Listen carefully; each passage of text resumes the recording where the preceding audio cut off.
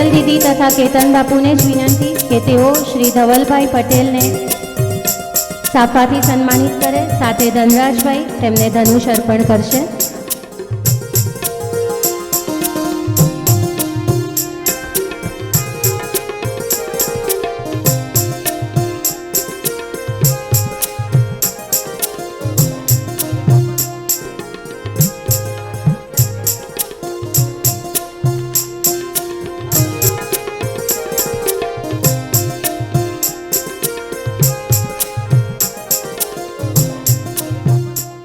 આપણી વચ્ચે શ્રી ધવલભાઈ પટેલે કે જેઓ સાંસદ શ્રી વલસાડ ડાંગ, તેમને આપ સૌને ઉદ્બોધિત કરવા માટે નમ્ર વિનંતી. બોલો ભારત માતા કી, ભારત માતા કી. આજે તો આટલો સુખદ પ્રસંગ છે અને ડાંગમાં આપણા આદિવાસી જે નવયુવાનો છે એમાં આટલી સ્ફૂર્તિ હોય છે, ત્યારે આટલું ઢીલું ઢીલું ભારત માતા કી જય નહીં ચાલવું જોઈએ. ભારત માતા કી જય એટલા જોરથી બોલાવવાનું છે કે આપણા દિલ્હીમાં દેશના પ્રધાનમંત્રી મોદી સાહેબ જે આપણા માટે આટલી ચિંતા કરે છે તે દિલ્હી લગીને ગૂંજ જવી જોઈએ એટલા જોરથી ભારત માતા કી જય બોલાવવાની છે. પાછળથી પણ બધાએ બોલાવવાની છે. બધા બે મુઠ્ઠી વાળીને હાથ ઊંચા કરીને બોલો ભારત માતા કી જય, ભારત માતા કી વંદે વંદે. જય આદિવાસી, જય જોહાર, જય બિરસા મુંડા. આજે ખાસ કરીને તેજસ્વીની સંસ્કૃતિ ચેરિટેબલ ટ્રસ્ટના જે આ ભવ્ય 101 જોડાના સમૂહ લગ્ન જેવું ભવ્ય યજ્ઞ જ્યારે આજે થાય છે, ત્યારે મને અહીંયા ઉપસ્થિત થવાનો અવસર આપ્યો એના માટે સૌથી પહેલાં મારી પૂજનીય દીદી અને જેમનો હંમેશા મને આશીર્વાદ માર્ગદર્શન રહ્યો છે ને જે મેં સાંસદ બન્યો એમાં મોટામાં મોટા ફાળામાંથી એક એવા મારે હેતલ દીદીને હું ખૂબ ખૂબ પ્રણામ કરું છું. સાથે જ આપણા ડાંગના રાજવી, વાસોડાના રાજવી એવા આપણા ધનરાજસિંહ સાહેબને પણ ખૂબ ખૂબ વંદન કરું છું. આપણી સાથે ઉપસ્થિત આપણા પૂજ્ય મહંત શ્રી ભારદ્વાજ ગિરિરાજજી, આપણા ડાંગમાં જે ભવ્ય કામ કરી રહ્યા છે, ચાહે શિક્ષણ ક્ષેત્ર હોય કે દરેક ક્ષેત્ર, એવા પીપી સ્વામીજી, આપણા કેતન બાપુ, સાથે જ ઉપસ્થિત આપણા ગુજરાત સરકારના કેબિનેટ મંત્રી અને આ જ વિસ્તારના લોકલાડીલા નેતા એવા નરેશભાઈ પટેલ, સાથે જ આપણા ડાંગના લોકલાડીલા ધારાસભ્ય અને વિધાનસભાના મુખ્ય ઉપદંડક એવા વિજયભાઈ પટેલ, આપણા લોકસભાના પૂર્વ સાંસદ જેમણે દમણમાં પણ એકદમ સરસ કામ કર્યું છે, દેશમાં નામ ગુજાવ્યા છે એવા લાલુભાઈનું પણ હું ખૂબ ખૂબ સ્વાગત કરી રહ્યો છું.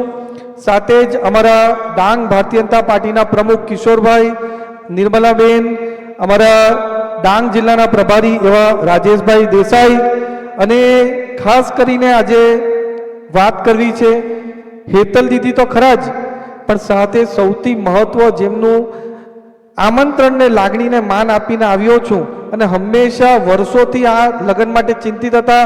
મને, નરેશભાઈ, વિજયભાઈ ને દરેક લોકોને અવારનવાર યાદ અપાયું કે ધવલભાઈ તમારે આવવાનું છે, નરેશભાઈ તમારે આવવાનું જ છે, વિજયભાઈ તમારે આવવાનું જ છે, અને પોતે પણ સંગઠનની આટલી બધી જવાબદારી છે છતાં આટલું ભવ્ય કામ કર્યું છે. અમારા અશોકભાઈ ગજારાને પણ ખૂબ ખૂબ ધન્યવાદ કહેવા માંગુ છું.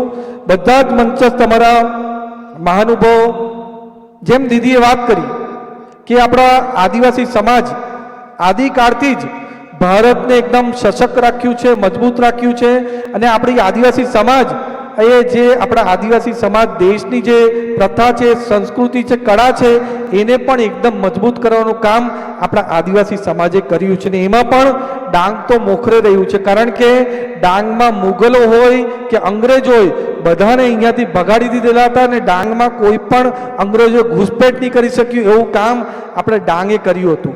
અને ડાંગ પૂરા દેશને દિશા બતાવે એવું આપણું ડાંગ છે.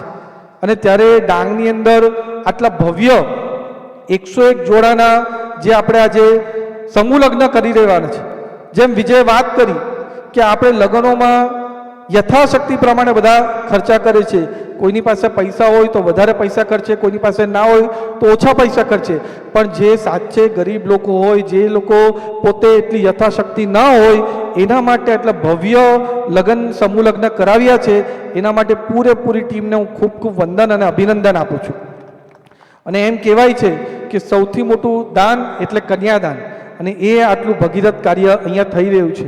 તમે વિચારો કે આજે 101 સમૂહ લગ્ન છે, ત્યારે આપણા ડાંગના રાજ્યવંશી જે ભવ્યથી ભવ્ય લગ્ન કરી શકાય છે, પૂરું ગુજરાતનું નેતૃત્વ અહીંયા આવી શકાય છે, છતાં એમણે એમના જે પુત્ર છે એમના અહીંયા સમૂહ લગ્ન કરાવે છે. એ આપણને દિશા અને નિર્દેશ બતાવે છે.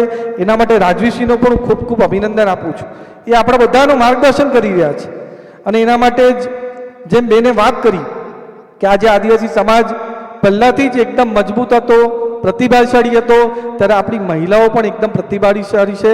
ફક્ત ઘર જ નહીં પણ પૂરું આપણું રાજ્ય અને દેશ પણ સાચવી શકે છે. એના માટે પ્રધાનમંત્રી નરેન્દ્ર મોદી સાહેબ આપણા મહિલાઓને સારું પ્રતિનિધિત્વ મળે એના માટે આપણે નવો કાયદો લાવ્યો, અને 33% આપણા મહિલાઓને, ચાહે વિધાનસભા હોય કે લોકસભા હોય, એમાં પણ એમણે તક આપવાનું કામ કર્યું છે.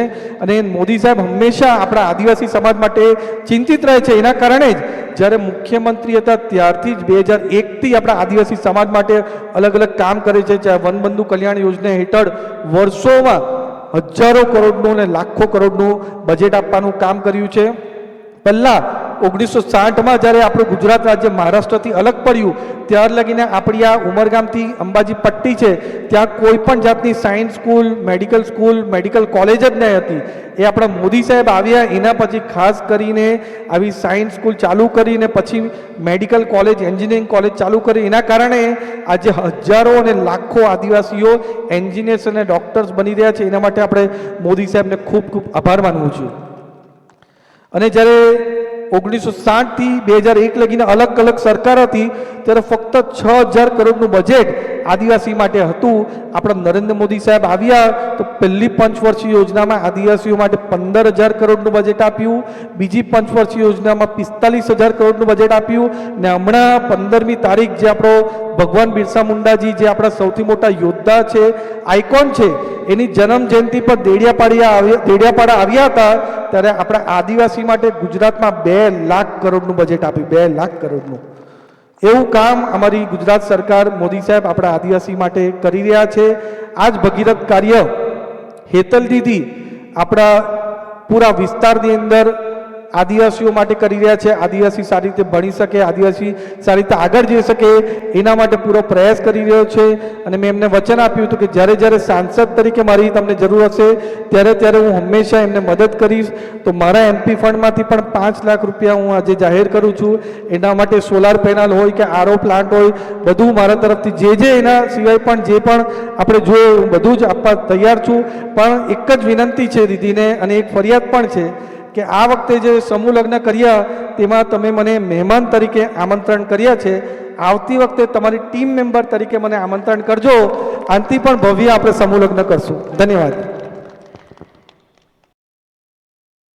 શિવોહમ હેતલ દીદી ઓફિશિયલ YouTube ચેનલને લાઇક, શેર અને સબસ્ક્રાઇબ કરો.